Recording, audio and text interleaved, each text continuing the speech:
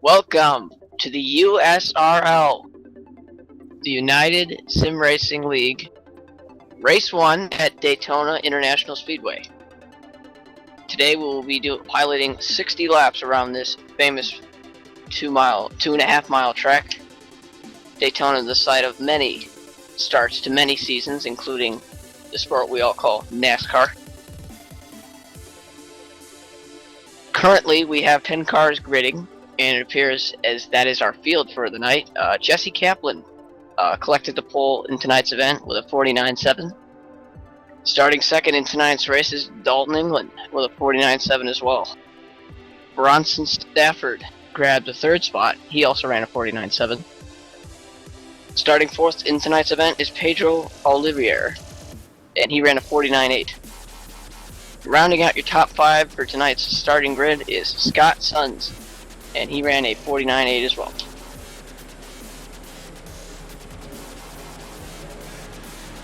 Starting P6 will be Alton Pajari. He came across with a 49.8. We have Cody Wenson starting in P7 in the number 2 car at 49.843. Close gap between the two. Brandon Smizer, the series admin, starts P8 in the 49.9. Brittany Grimm in the 94 car came across in 9th place, and Justin Wolfline in the number 444.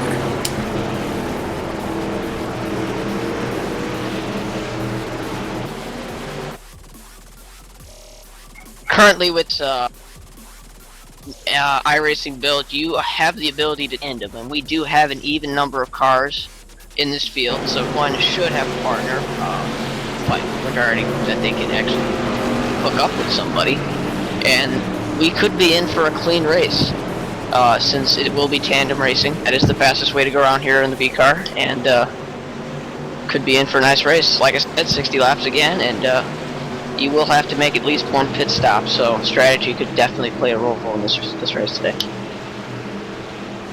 Well, you talk strategy, and it's very interesting because, like you said, the fastest way with these particular cars is to tandem. All practice long, the series admin swears he's going to have a way to get these guys only pack racing for this entire race, and it's going to be interesting to see if he can do that.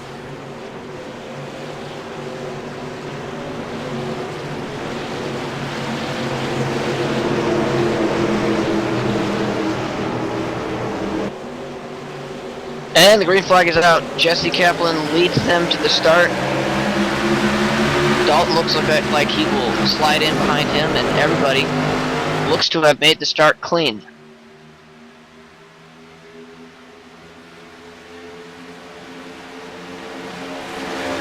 Single file rather quickly here going into one.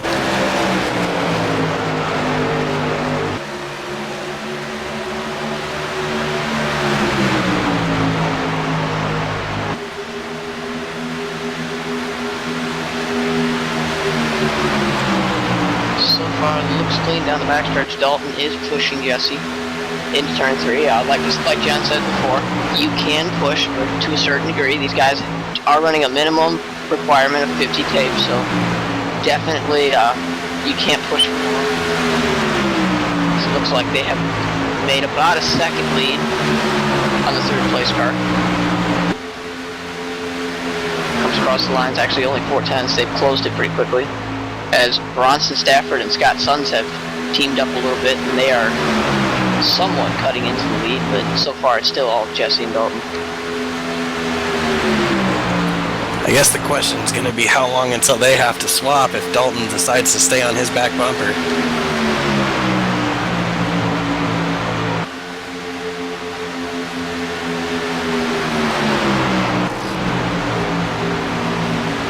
You can see Dalton and Jesse get a little bit separated there. That might allow some of these guys running third on back to catch up. And indeed, they are catching them at a pretty high rate of speed as they come across the line again.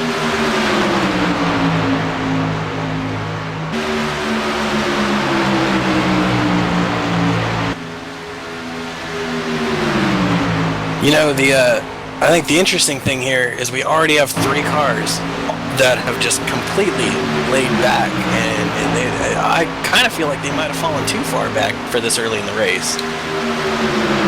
Yeah, they might be working some strategy. There is 3 of them, so a three-car tandem on iRacing really isn't the best. It can work, but requires a lot of skill. But for the most part, I like their strategy. When you're always battling for the lead, there's always a chance you could get wrecked, or people up front can make a mistake, and it can really cost a lot of the back a chance at the win. And that's maybe why falling back might be the better choice to start off this race. Speaking of falling back, it looks like the 34 might be heading back there toward him. We could end up seeing 4 cars hang back that far and hopefully see them come back later and make this a good finish, because they were, a couple of those cars were pretty quick in practice.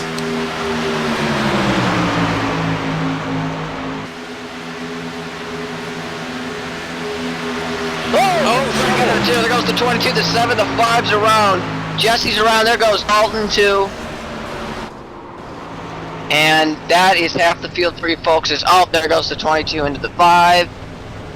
Getting a report there might have been a technical problem on the number 30. We will confirm that for you.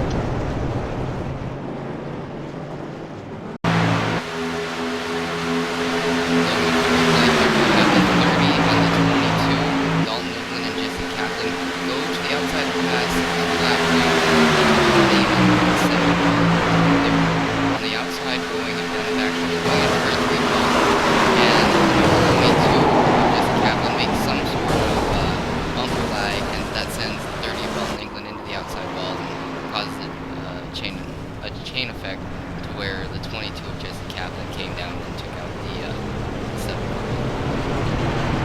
Getting a report that number 30 of Dalton England's screen might have gone black, and what that means is on iRacing, because these guys are racing from the comfort of their own homes, is that if your screen goes black, you can't see anything. And Dalton went into turn 3 unknowing where he was, and then he hit the wall, and that probably is why Jeff got into him, because he had nowhere to go, and then that kind of triggered the rest of the wreck.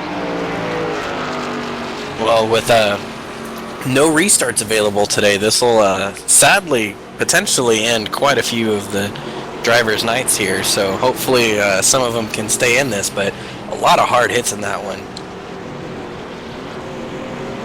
Yeah, I think the car that got the most out of that wreck for sure has to be Jesse Kaplan. Dalton's got some pretty bad damage. I'm trying to look and see who else has got damages. Most of the front runners will pit. But yeah, just went to back. We were just talking a lot before about those guys hanging back, and now those guys are sitting really pretty right now, because some of these guys who were battling for the lead got to come in and get damage fixed and might not be up to full speed. So definitely these guys in the back now have a shot at this early on in the race. It seems like a brilliant strategy already in this race. One mistake and that it proves why that strategy can work.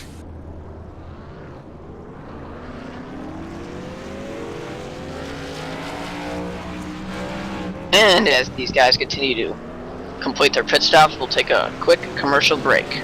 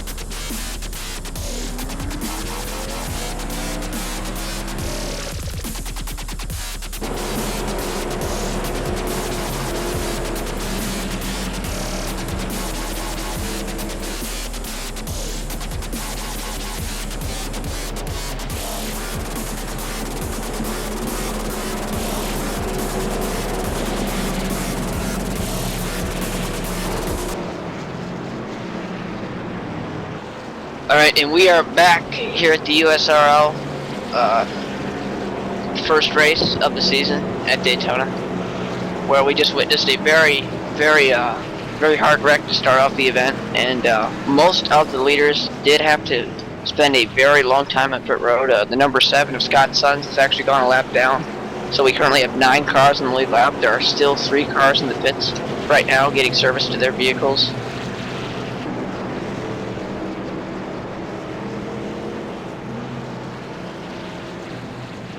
You know, it's kind of going to be interesting now to see if anybody really sticks with a tandem at this point, just because, you know, we saw what one issue can become with a slight issue with the screen.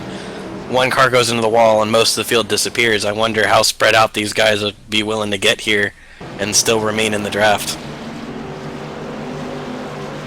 Yeah, definitely I believe most of these guys who sustained substantial damage in this wreck probably won't be able to keep up with the draft. But there still is time. Like I said, we got 60 laps.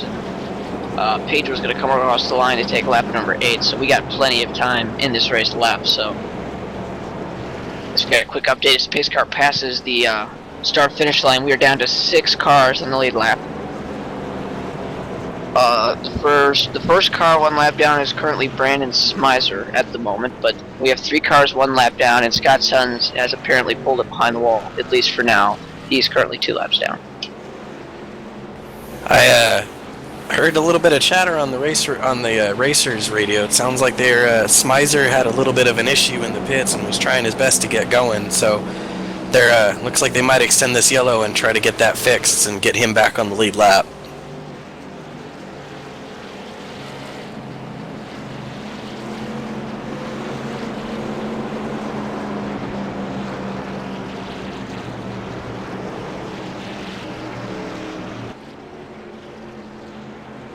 And as you go off of just these guys, when you sustain in iRacing, just measured by minutes, so when you get about a minute of optional repairs, they call it, usually you really can't keep up and contend for the win in it, or even in a pack. Anything above that, as in terms of damage, can really hurt a driver's ability to stay with the pack and stay in the draft.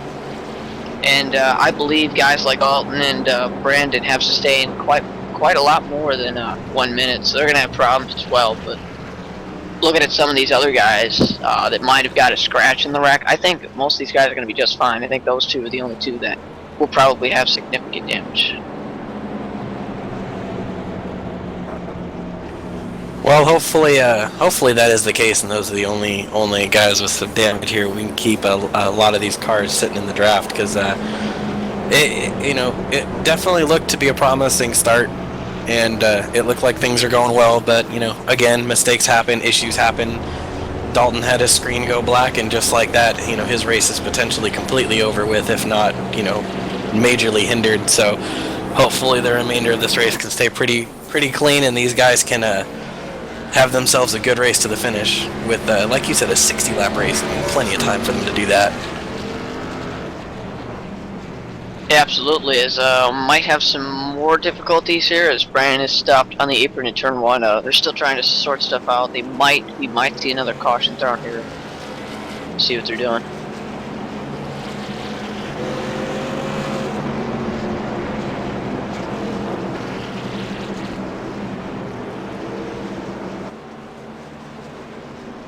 Shane, how do these cars, I know you have more experience on track, on the ovals in iRacing, how does the Class B car handle in the draft? This car is surprisingly a pretty stable car in the draft, especially tracks like Daytona and Talladega.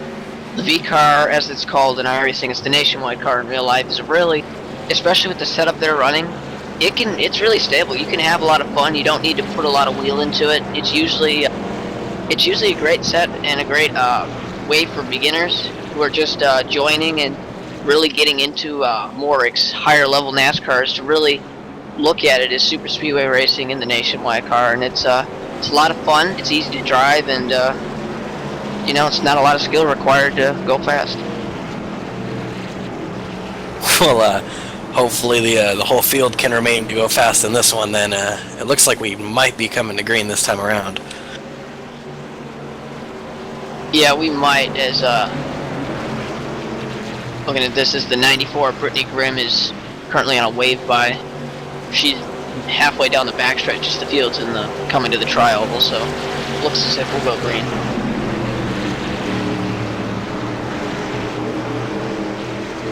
And Pedro leads them off. The green flag is out. Top four separate themselves from the field pretty quickly.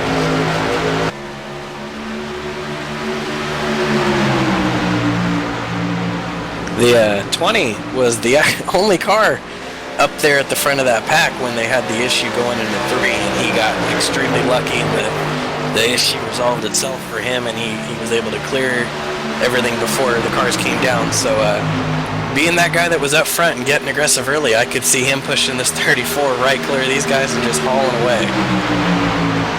Yeah, he's taking Allen all the way on the top side. They might clear them going into 3. It looks like they'll just miss them, but they are definitely still side by side with the lead as they go into turn 4.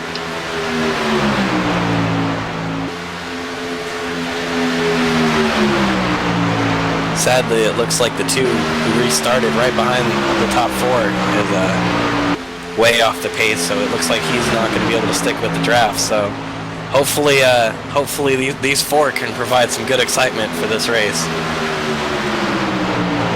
As you can see, the 20 gets disconnected there, and that's going to allow Brandon and Pedro to step away a little bit from the 20, but remember, Brandon is a lap down, so Pedro is out there as the leader in second place. Still is, which is now Bronson Stafford, so.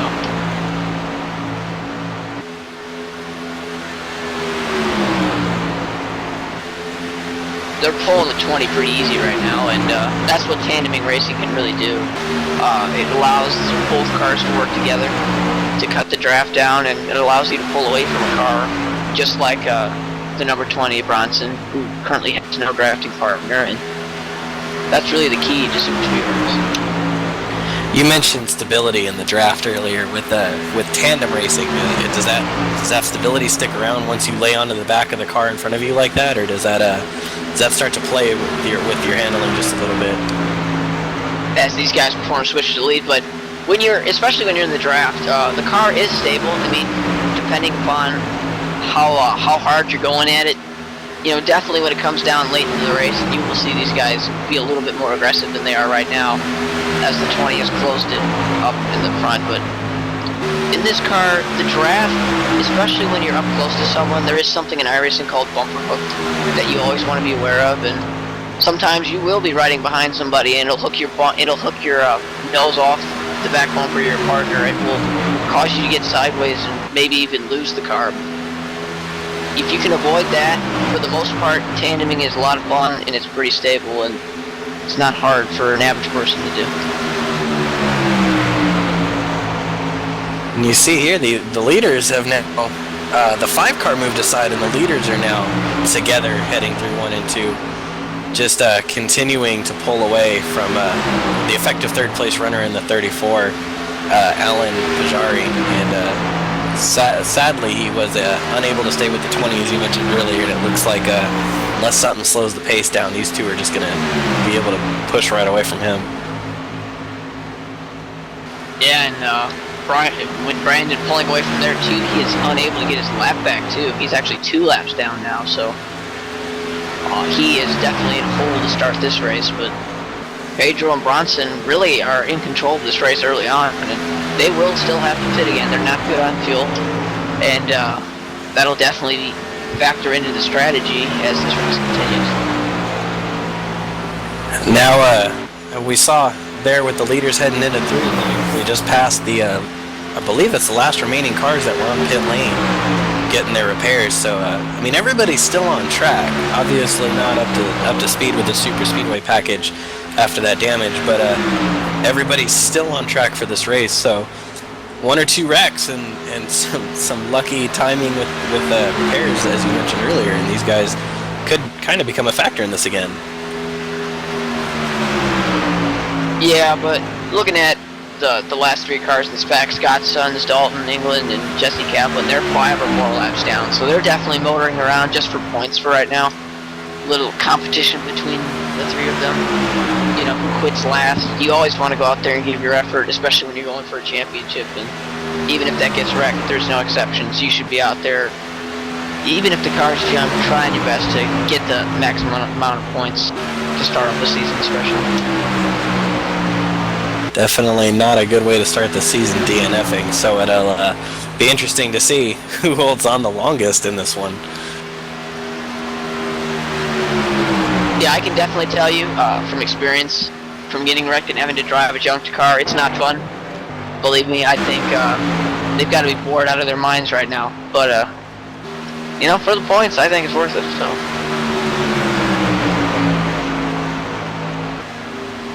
You see these 3 coming out of turn 2. The 2 car and the 444 were both part of the pack on the restart, and unfortunately were both unable to stay up front. But they're running along with the 94. That would be Brittany Grimm. Brittany got the wave around. Sadly, was not able to catch the field before the restart, but she caught these 2, and together they're starting to put together a little bit quicker laps here. They obviously she's going to need a caution to really get back in it for good and kind of show what she still has left in that car. But Brittany caught these 2 and is definitely going to use them to keep herself as quick as she can around this place. Yeah, that time they lost half a second to the leaders, unfortunately. So they're still losing quite a substantial amount of time, but definitely sticking around in a little 3-car pack is faster than just putting around in a single car. You know, we were talking about losing time, and I can't help but think Alan Pajari, who unfortunately came unhooked from the 20 right during that restart and was unable to keep with them. He now has the 5 of Brandon Smizer right on his back bumper. Again, like you said, they're not really gaining time, but it's better than running around 1 car at a time. So minimizing the damage is definitely appearing to be the theme. Yeah, that lap, surprisingly, Alan Tajari actually caught the leaders 2/10s as the leaders performed a switch, and now Alan's pulling the switch to the leaders 2/10.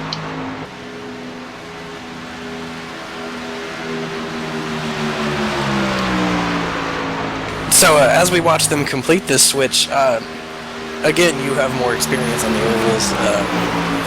What goes into making a successful switch on these super speedways with these cars when you have to tandem like this?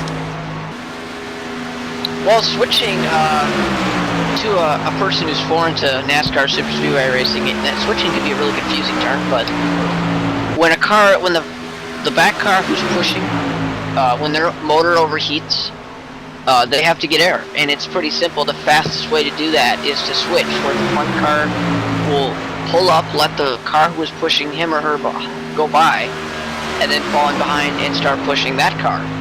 And switching is very effective when it comes to tandem racing because it's faster than just letting off and getting air, and it's a more efficient way to use the engines of both cars.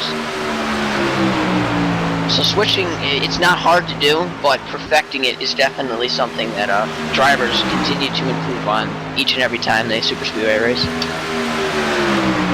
The leaders look like they are going to catch the 7 of Scott Sons here rather quickly. He's quite off the pace.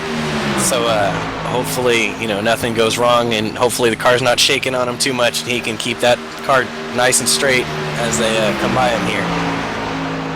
Yeah, the 7 pulls off to the apron, and that makes it pretty easy for the leaders to move ahead. They continue to command the trip pretty much 9.5 seconds back to Allen, so Page and Owen are definitely in the catbird seat so far. I can't help but feel like Brandon Stafford definitely has the advantage here. We watched him on first run catch the 22 of Jesse Kaplan and the 30 of Dalton England, and just before that accident, he was actually the leader on the lap prior, so it definitely looks like Bronson Stafford could have a good chance at this win against Pedro Oliveira. Sorry. Yeah, definitely. That's going to be up to them to stay with each other for the rest of the race, depending we don't get another caution. They will have to pit again, so after you make your pit stop, you're going to have to come together as a tandem again quick enough so you don't lose time compared to your competitors behind you. And then when it gets down to those last 5 laps, it's really up to them. And that's when the interesting part will come into effect of who's going to be leading when they cross the start-finish line. You know, we talked about 60 laps being quick, and even with these 2 cars pulling out and really running their own race, we're still 22 laps into this race. Almost halfway already. Yeah, definitely. Super speedway racing can go pretty fast, especially with clean racing like we're seeing here. But so far, if you're wondering about lap times, number 2, the number 444, and the number 94 of Cody, Justin, and Brittany are 20 seconds currently from the leaders, and we are not past halfway yet. You can turn right around a 47 to 48 second lap time around here. So if they continue at the pace they're at, they will get lapped eventually as this race goes on, as they pass by Dalton and put him another lap down. But definitely those 3 are going to want to see a caution before the leaders coming around the lap, which will probably be pretty late in the race. So. Well, although nobody likes to see cautions in a race, and nobody likes to see cars get crashed out, a caution would definitely be what they're going to hope for.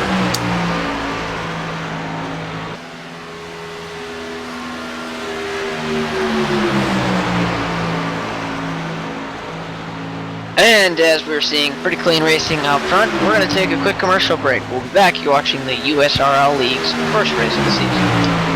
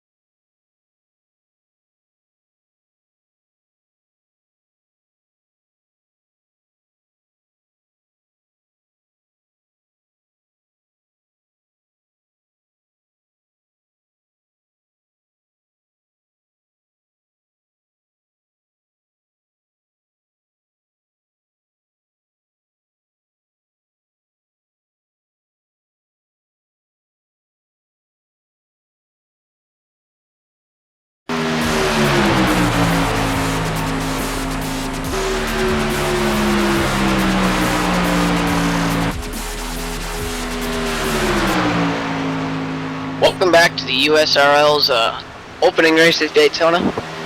We're currently working lap 7. We're close to halfway, and your front 2 haven't changed. Pedro and Bronson continue to lead the field. They have 8.5 seconds, over Alan Caligari.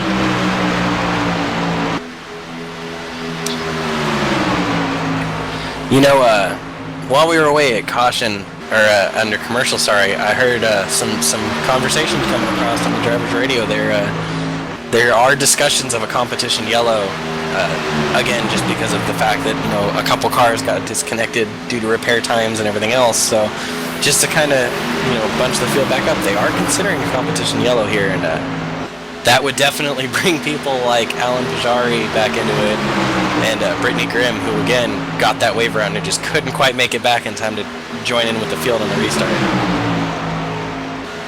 Yeah, definitely, and we're close to halfway, so if they throw this exactly at halfway, we're going to be half race down, half race to go, and the complete attitude of this race will change. Now, with that, if they did do that and they broke it down into two 30-lap segments, essentially, does fuel mileage remain an issue? It would not. If everyone would come down pit road at the competition caution, they would make it. They'd be about 10 laps to go to good on fuel. Pending, of course, that they actually come down pit road. But yeah, fuel would not be an issue. It would be just racing from there on out. Well, again, we are waiting on final word. It was a little bit of chatter during the commercial that we heard, so chatter kind of got quiet. So I'm presuming we're not going to be throwing that yellow. We will continue to see Bronson and Stafford and Pedro Oliveira lead this field, but the 34 of Alan Pajari has actually again cut down into their lead just a little bit. Yeah, they are starting to cut into that. They've caught just about a second in the last 5 laps. At this rate, they will get to them. And I think that's due mostly to the part of Brandon and Alan working together. And they've been pushing a little bit better and maybe switching a little bit less off compared to these two up on. So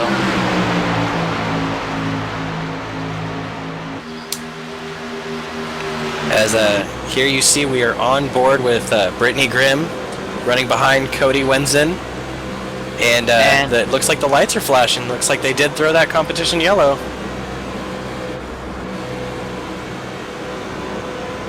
Yep, the caution is out. We're hearing competition caution, so we will split this race up into pretty much half and half. Not exactly, but and it looks as the leaders are going to pass by Dalton England, who has apparently has an engine expire on him, and he is most likely done for the night. That is unfortunate for Dalton, but for the rest of this field, that's what's everybody back up, bunched up onto each other. 6 cars in the lead lap, and this will give Brandon a chance to get one of his laps back. And again, we do thank the USRL, the USRL Racing League, for joining us on Checkered Flag Interactive. This is our first season broadcasting them, and we are always thankful. Matter of fact, their admin, Brandon Schmeiser, should be, like you said, should be getting his lap back on this caution. So that'll put him 1 lap closer, 1 more yellow, and he could be right back in it, because it looks like he might have the speed to stick in the draft. With the way him and Alan are working together, the last thing Pedro and Bronson would want to see is someone like Brandon get back in the lead lap and get back together with Alan and actually have a shot to win at that point. So definitely Brandon, though, he's going to have to get 1 more caution at least before this race is over for him to have a legitimate shot at winning this thing.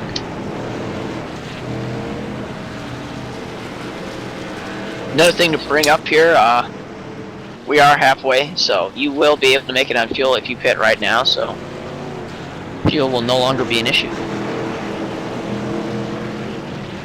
I wonder if that'll, like you said, it would change the attitude. I wonder how quick we're going to see that attitude change among some of these guys, because the 20 of Bronson Stafford was really not pushing on Pedro all that hard toward the end of that run. I mean, why bother if you don't have to save anything? But the question becomes relevant. Does the 34 put a little bit of pressure on them, and do they suddenly start laying on one another and try to pull away to that huge gap that they were able to gain that last run? That's entirely possible. Alan probably will be separated from Brandon, though, as Brandon will be in the back of the field when he gets his way around, and I don't know if they're going to be able to get together quickly, so that might be an advantage for guys like Pedro and Bronson. But definitely still there's a long way to go in this race, as looks like Bronson's just barely going to win the race off the pit road. That was a close race coming off pit lane. Yeah, just got his drafting partner Pedro by looked as maybe half a foot, maybe not even. Definitely a close race, and Alan Pajari looks like he came out third. Fourth was Justin Woolwine, and then Brittany Grimm looks like she came out fifth. Well, with Brittany coming out fifth, we mentioned her having some speed still in that car. That'll put her right behind Alan Pajari, and again, with him needing a draft partner to keep up with those top two, I wonder if that'll be the right partner for him to keep on the 20 and the 81 and try to keep himself right up against the other two leaders for the remainder of this race. Yeah, definitely. It's kind of new blood or new life, as you would call it, for Alan. He's got a new shot, just past halfway in this race, and now he actually has a chance to win this, and that can really pump a driver up when you know that you did have a chance to win, and now all of a sudden you're right back and you see the leader right in front of you. You have another chance. I mean, for myself, see that could really pump you up. That could make your game go to the next level, and I think see them charge to the front. And even then, with the support of the 5 of Brandon Schmeiser, although he's a lap down after this caution, that's just another car that can help back him and keep him on the hunt for that win. And as you talked about, it would elevate him to try to step up a little more and get that lead from them. And having that one extra car could be the difference for him.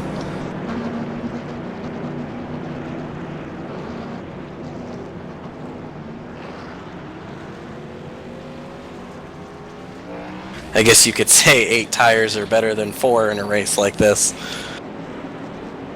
Absolutely. Well, we've got some time. We'll run down the running order. Currently, your current leader is Bronson Stafford, number 20.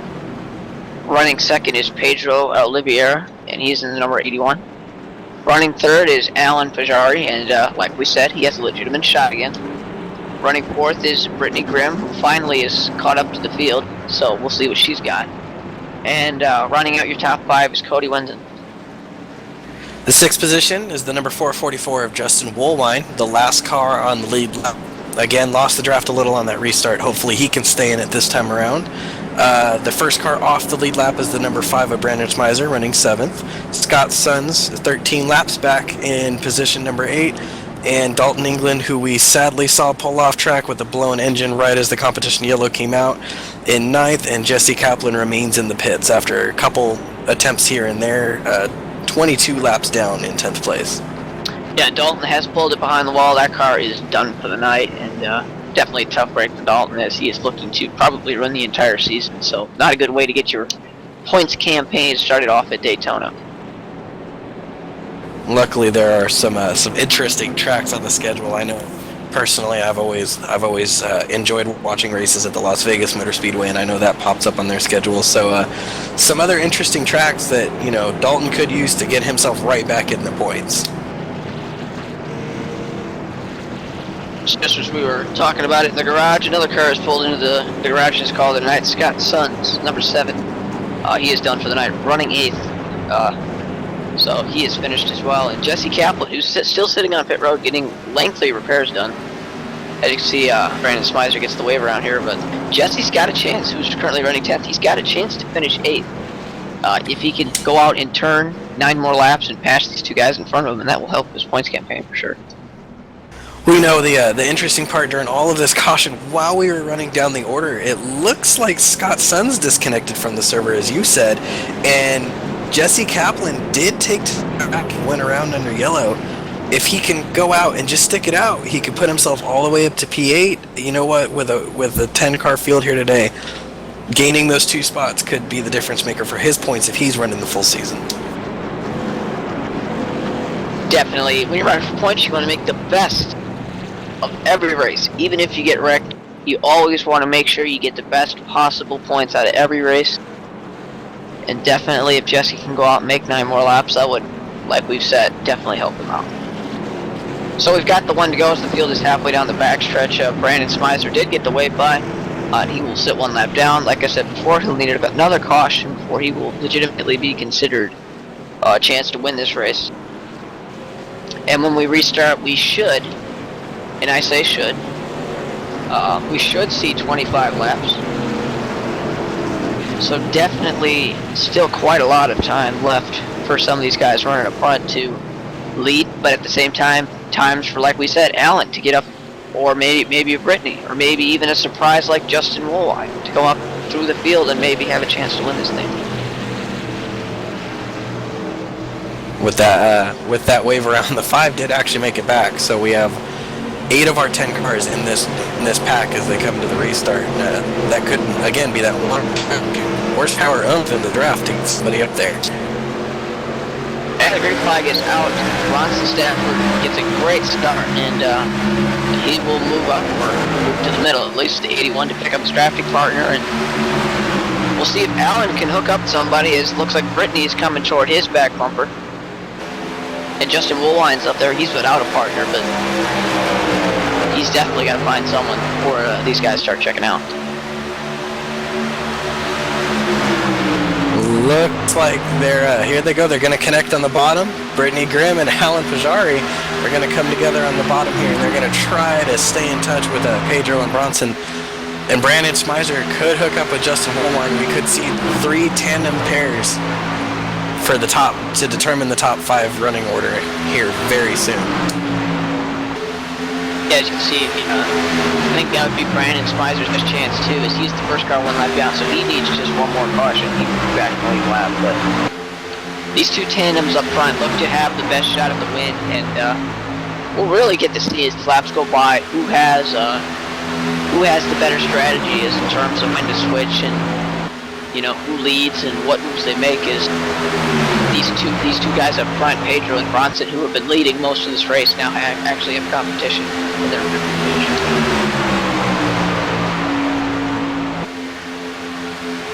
I'm a little worried about Brittany leaning out the way she was down the backstretch. One wrong push and we could have seen Alan Pajari go around, and she did come detached going into 3. And another worry of that would be you don't want to blow your engine. Definitely switching is tough. It's tough to do.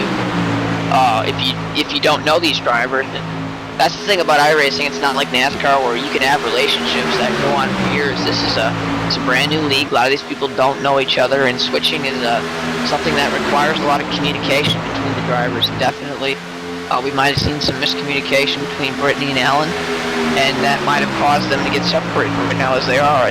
Alan's looking to go for the lead maybe, and Brittany's losing the draft now.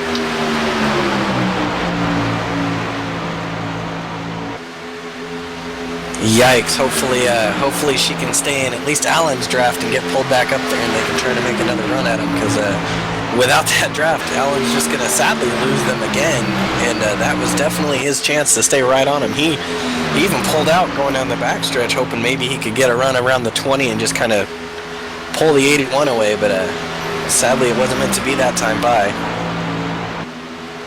Yeah, that's going to hurt his efforts for sure as he looks to back up to Brittany. If they can get back together, they still have a legitimate chance to catch these front 2. So,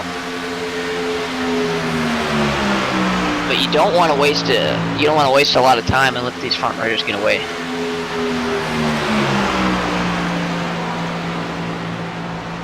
Looks like the 34 really lost a lot of momentum heading into 3, so he's probably starting to drag the brake and do everything he can to really kill some of that speed and get the 94 back to his back bumper, and hopefully the 2 can make another run and get up there with Bronson Stafford and Pedro Oliveira, who again are pulling out already to almost a 2-second lead. And when Alan did that, they are in danger of losing the 34 spots to both Cody Wenzen and Justin Woolwine, who are a tandem that took a little bit to get together, but now they're together. So definitely we have a legitimate battle for the 34th now. What a competition caution can do for you.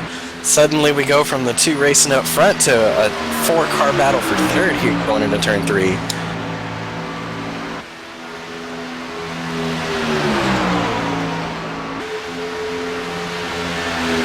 See Brittany having to go out again out of the groove. Her car might be running a little bit hot again.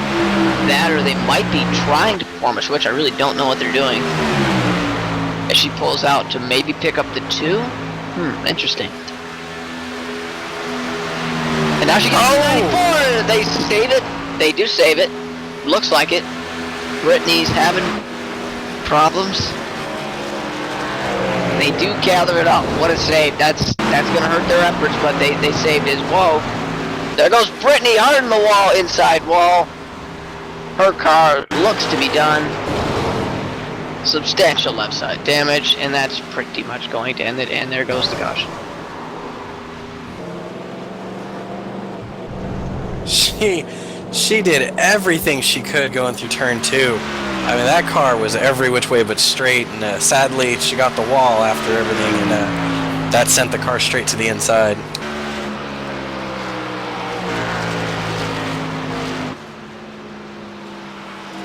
Yeah, definitely a tough break from Brittany. They were looking to get really good ground on the leader once they got together, and I just don't know what they were doing there when they went to 1. Brittany moved up and picked up the 2, and then from the looks of it, it almost looks like there might have been some of that bumper hook I was talking about between the 2 and the 94, talking about how that could shoot the car in front, maybe to where you can't control it, and that looks as if that's what happened to Brittany, and then she had nowhere to save it with the 34 of Allen right below her, so definitely a tough break for Brittany, but I think that's just a classic case of some bumper hook. Well, you know, you were talking about the bumper hook, and then earlier, or a lap prior, literally coming out of 4, you were talking about the 94 having to duck out and that she might be hot. I'm wondering if it wasn't that she was hot and that maybe she was just experiencing just that little bit of lag to cause that bumper hook, and she didn't want to grab the car in front of her. And once the 2 got alongside, she had to pick him up and keep the momentum going. And I'm betting that's when, sadly, like you said, the bumper grabbed her, and luckily they were able to save it for the most part. Looking at damage-wise, it looks like Brittany's going to have quite a substantial amount of damage. Allen looks like he's got some pretty significant right front damage. They might be able to get that car fixed. I don't know. Depends on how much damage he has exactly. Like I said, iRacing does measure the damage by time. Obviously, the higher the time, the more damage you have, and that's not good. So we'll see just how long Allen has to stay on pit road, and we'll see if he can keep his car up to full speed after this caution.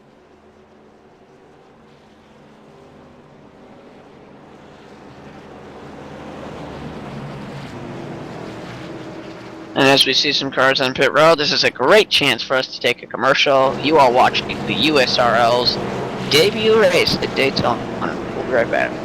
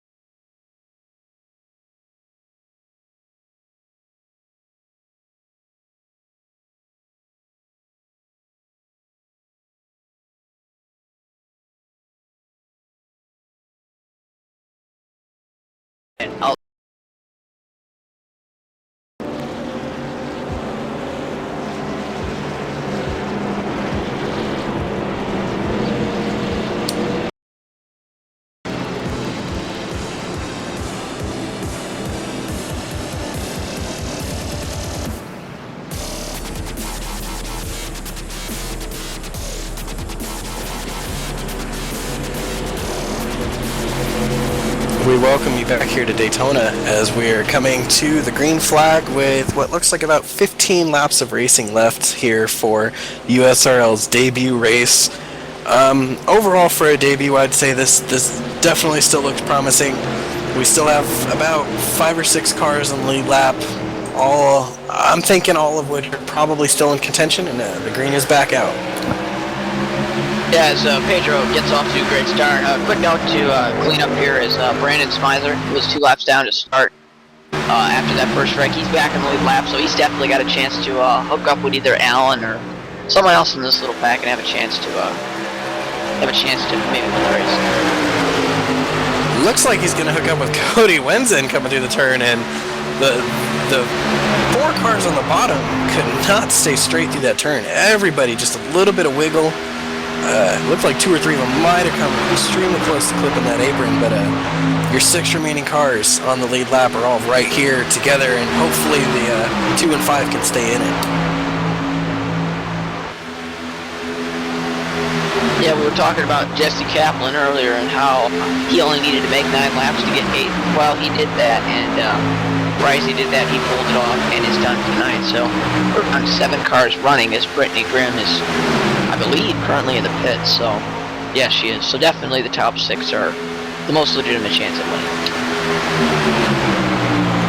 Her race definitely looked promising until the unfortunate situation with the 2, and then of course she was turned down by that into the 34. So hopefully next week can go better for her. But a promising race can always lead to a good season with the right attitude. So hopefully she can continue on. You see the 5 and the 2 of Cody and Brandon performing a switch, and that was a pretty good switch. And if they can do that and get together a little bit better, they might be able to take the lead here. As Berger and the leaders might be switching in turn 1. They definitely caught the leaders pretty well down the backstretch as that switch that you were talking about does occur.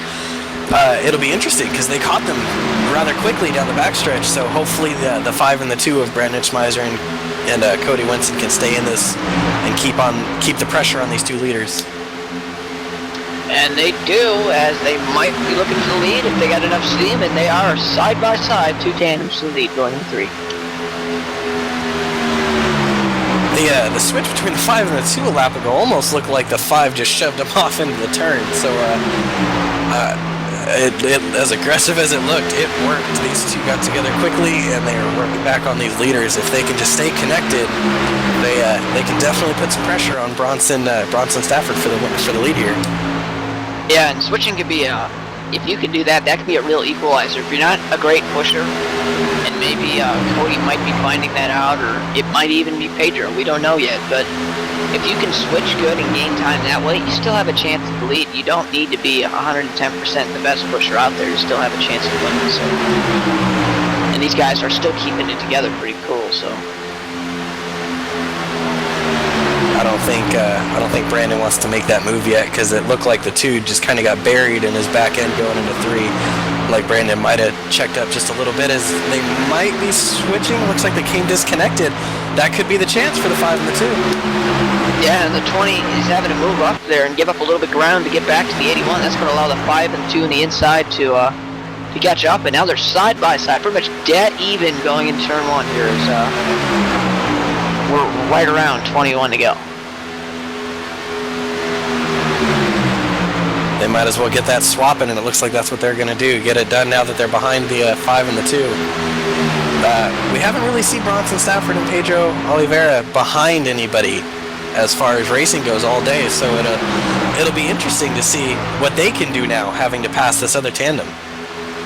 Yes, these 2 up front switch. We'll see what Pedro can do as the 5 moves down to Brandon, and Pedro looks high. We'll see how much ground they can gain. New leader Cody Wenzen on that lap, but it's going to be hard to maintain it with the momentum that Pedro Oliveira came around the outside with. You see Brandon get a little bit sideways on the apron there. That's going to disconnect the 2 of Cody Wenzen and Brandon Smizer, and that's going to allow Pedro and Bronson to regain the lead. You talked earlier about that attitude that could change with that competition yellow. This last restart came with about 15 to go. We're down to 10 to go now. and it looks like that's what we needed to really get the aggression level to come up. And you could see the 5 and the 2 are definitely capitalizing on that timing for that caution and coming together for the win here.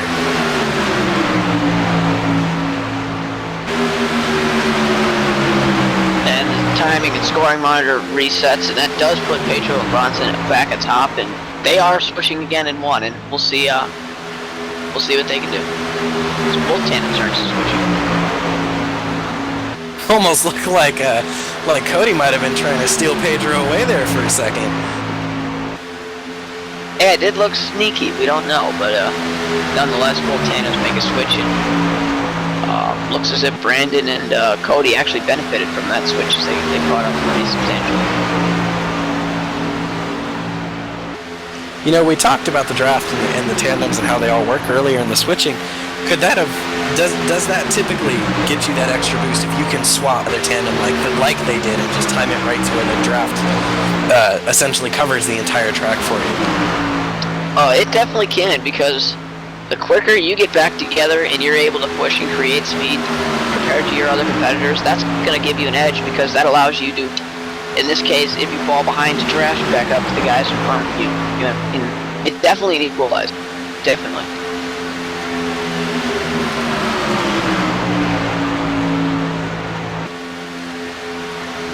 It sadly, with this late in the race, it looks like the 94 of Brittany Grimm has pulled off. She took it to the garage to end her night after her unfortunate accident. That'll leave, of course, these 6 remaining cars and these 2 tandems running aggressively up front for the win here as we come to, it looks like about 6 to go. Yeah, definitely getting down to crunch time, as you put it, but interesting observation I'm making here on this run. It seems as if Cody and Brandon are a little bit better when the tandems have to switch, but it seems like Pedro and Bronson gain more time when they're together pushing as they are right now, so putting a little bit of a gap on Brandon, and we're going to have to see which one's better to have.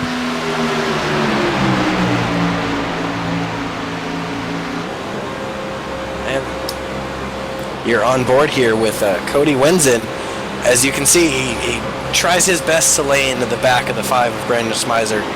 And here he is actually sticking to his bumper, but it just seems like they're coming detached a little easier than the 20 and the 81 are as they switch up ahead.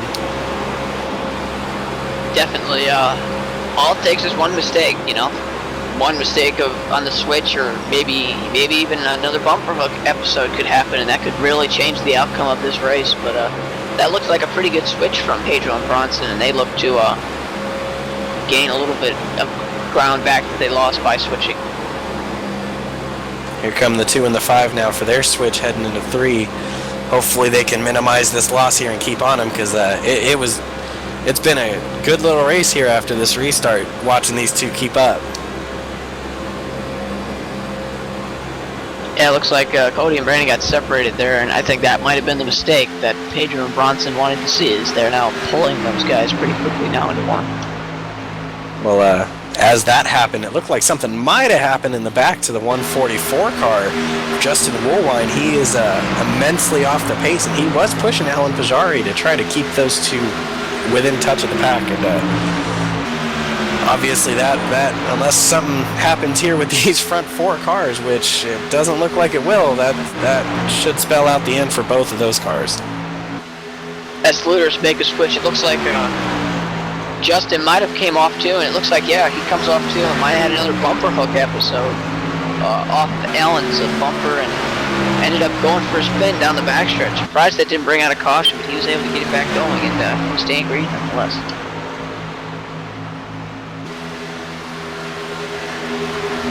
Boy, you called it before the race that bumper hook could be an issue, and it's bitten 2 drivers today. Definitely, though.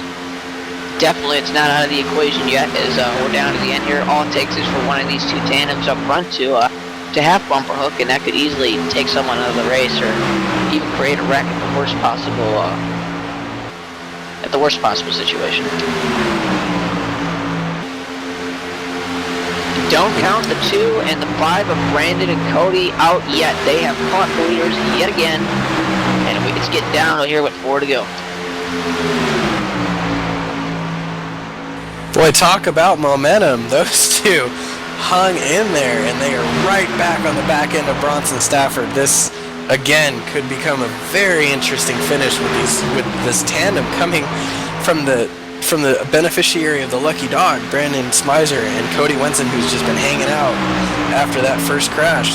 These two get together on that restart, and that's all it took to put these two right on the back bumper of the 20 and just pressuring the lead tandem of the day to really keep that speed up.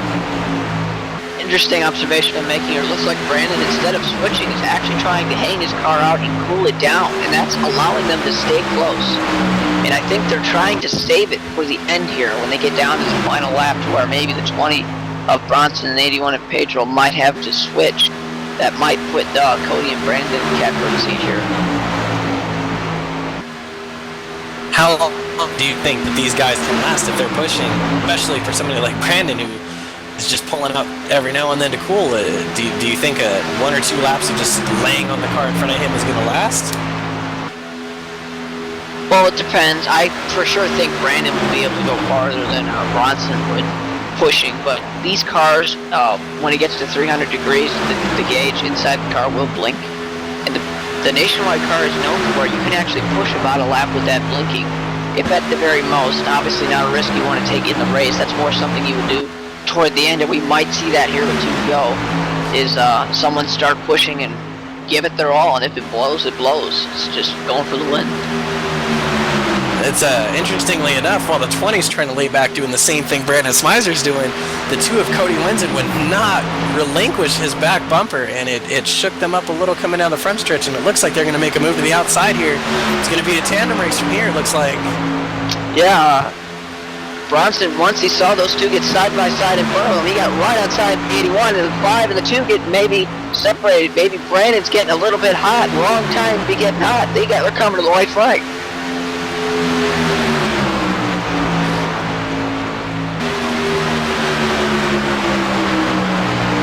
Final lap is Pedro's got the lead over Bronson. You got the charging tandem of Cody and Brandon. They are still here. Brandon's gotten separation though, and if that tandem can't get together, I would be very, very surprised to not see a very close finish here. As you can see, Pedro's just going to have to hold off these 3 in this next half lap. They're going to head into turn 3, and it looks like Bronson Stafford's going to be sandwiched here between the 81 and the 2. And they're going to come disconnected. This could be Bronson's chance if he can just push the 81 a little farther to get a chance of clearing him without the 2. They're going to look to the outside. They touch a little bit back to the inside. It looks like Pedro Oliveira is going to hold him off for the win. Great job. Put the block on the 20 and gets the checkered flag. Pedro Oliveira is your winner tonight. Second place finisher is Bronson Stafford. Third place goes to Cody Wenson. Fourth place on a remarkable comeback is Brandon Smizer, and your fifth place finisher is Alan Pajari. Justin Woolwine did actually finish the race, so that'll leave the 6 cars that were remaining on that restart on the lead lap. At the end of the race, Brittany Grimm was 16 laps down in 7th position. Jesse Kaplan, as you mentioned, did stick around and get himself up to 8th, and then called it a day from there. And then, of course, Scott Sons disconnected earlier, and Dalton England with his engine issue will sadly come home last today. But Pedro Oliveira, talk about having a relaxed day, and then that last restart with 15 to go. Suddenly, there's 2 other cars in this mix that were trying to grab that lead away, and he was still able to hold them off. Definitely. I don't know Pedro's NASCAR background, but I think he just has a brand new accomplishment to add to his wall as he takes home the checkered flag at Daytona International Speedway, thus assuming the point lead to start out the season. And Pedro actually asked over his team communications to check if the league would have anything against him doing burnouts here, so we should see a good celebration here from a happy winner.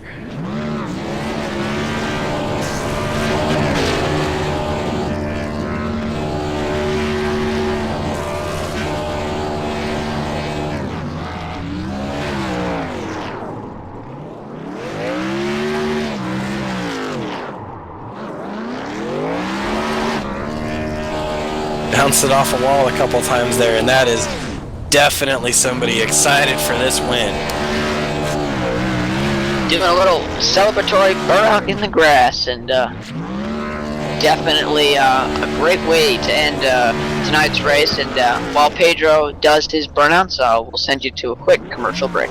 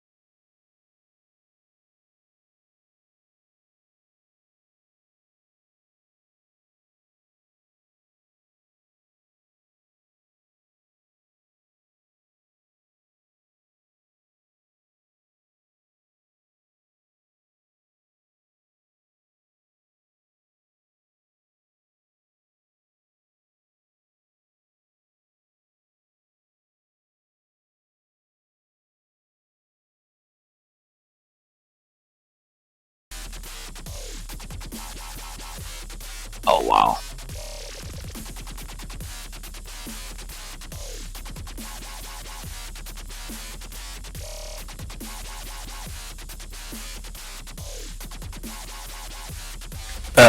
Bronson, we're doing in TeamSpeak. The other two are in driver chat.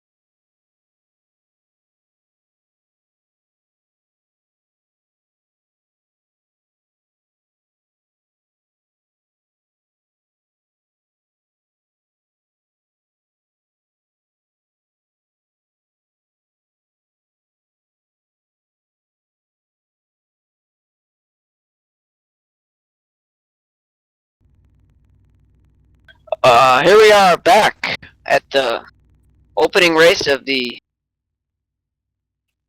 league, and we are going to be interviewing Cody Wenzen. All right, Cody, great race. Obviously, it was a very eventful race. Did you have fun out there? Yeah, I had a ton of fun. It was fun racing out there with Brittany before she got wrecked. It was a shame that happened. I feel we had two cars that could have made a good run for the win there, but it was nice hooking up with Brandon there at the end, too. Now, obviously, super speedway racing is usually very different compared to other tracks. And when it comes to super speedway racing, how are it? Do you enjoy it, or is it just something you wanted to get over with? Oh, I enjoy super speedway racing a lot. It's my favorite type of racing. That's great to hear. And finishing third, that's definitely going to help you in the points. And any quick shout-outs you want to make tonight for your efforts? I want to thank Brandon for the great pushes at the end. In the end, it wasn't enough to get the win, but he gave me an excellent shot. We just couldn't make it happen. We couldn't get the runoff for there. All right, great to hear, and congratulations on your third place finish. Thank you. All right. Let's get Brandon Stafford brought in here. Or Bronson Stafford, I'm so sorry.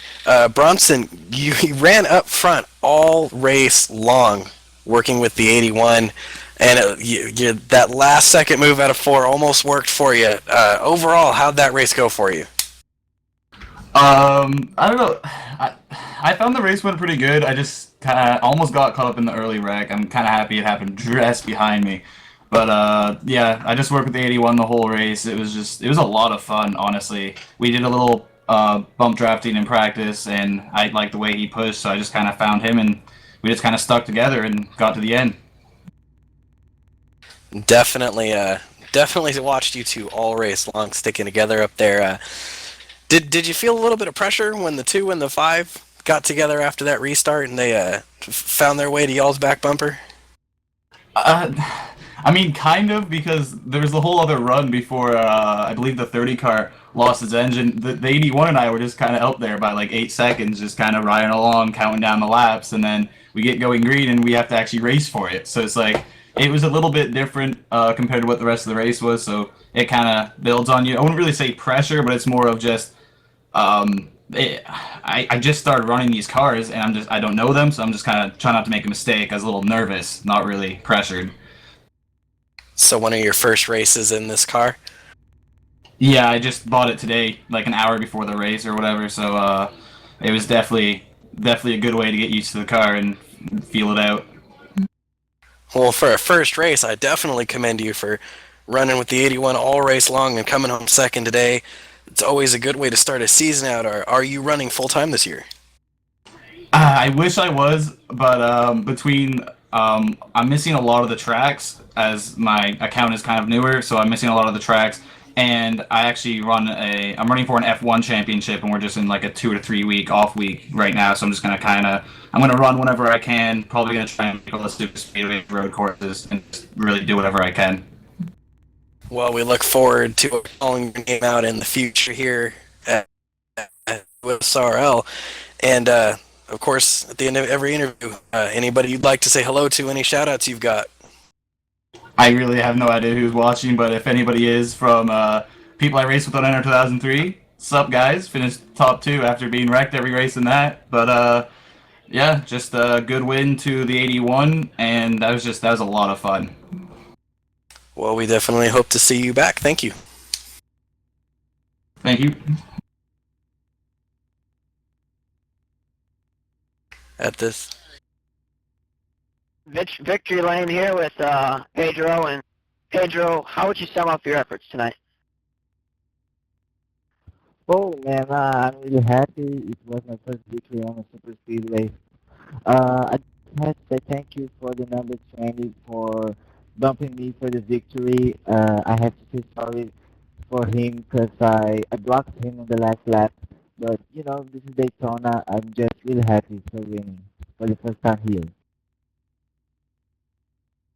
Definitely, it was a great move. Have you ever tried super speedway racing before, or do you have a lot of experience?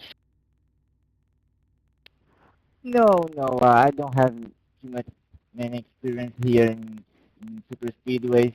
Uh, as a matter of fact, I don't have a good luck here. I'm always involved in big ones, and I know I'm really surprised because I had a really good qualify, and I was working with the number 20. You know, I think that it was a really great night. As a matter of fact, it's 1 a.m. here in Brazil, and I'm just really happy for winning here. Yeah, I feel great for you, able to finally get some good luck and able to tough it out and stay up and be able to finish this race. And any shout-outs you want to put it out there, the mic is yours. Oh, of course, I have to say thank you to Bronson for working with me. Just I'm a little nervous talking here right now because my English is not that good. Brazil doesn't talk too much English, and I'm trying to not be nervous, but I just have to say thank you to the creator of the league. I think I had a lot of fun, and I can't wait for the next week. Awesome, and congratulations on your win once again, Pedro, and I hope you can enjoy this for quite some time. Thank you very much. So that was your top 3 finishing order of this race. Definitely. I think for a first race, especially to come to that finish, I think that's definitely a promising start, and I can't wait to see what the next race holds for these guys. Yeah, I talked about Bronson, who had literally no experience at all at winning this car. Pedro, who's had some terrible luck on super speedway racing. Definitely good to see them finally overcome and really do a great job. I mean, for a first-time start in Bronson and for Pedro, who's had a lot of tough luck, this will definitely be that motivation for them to go out and try their best the next time they're out there racing. Well, I think that's definitely a successful start to a league. I think that it definitely provided some excitement, and again, can't wait for them next week. Sadly, that brings a close to the action here in Daytona. Definitely, we will be back for round 2, whenever that is determined. But for Checkered Flag Interactive, I'm Shane Doherty. I'm John Quinn. And we will see you next time.